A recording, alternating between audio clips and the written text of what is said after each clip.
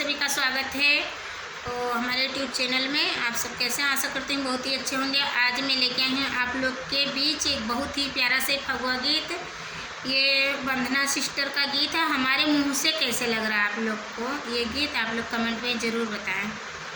रंग बरसे भीगे मंडप वाले, रंग बरसे भीगे मंडप वाले, रंग बरसे मंडप की यारी यारी कुर्सी लगी है, कुर्सी सजी है, कुर्सी लगी है। उस कुर्सी पे हमारे पापा बैठे, ससुर तर से रंग बरसे भीगे मंडप वाले, रंग बरसे मंडप की यारी यारी कुर्सी लगी है, कुर्सी सजी है, कुर्सी लगी है।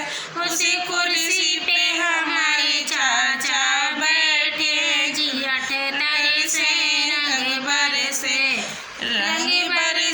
भीगे मंडप वाले, रंग बरसे भीगे मंडप वाले, रंग बरसे मंडप की यारी यारी कुर्सी लगी है, कुर्सी सजी है, कुर्सी लगी है। उस कुर्सी पे हमारे भैया बैठे, ननदोई तर से रंग बरसे भीगे मंडप वाले,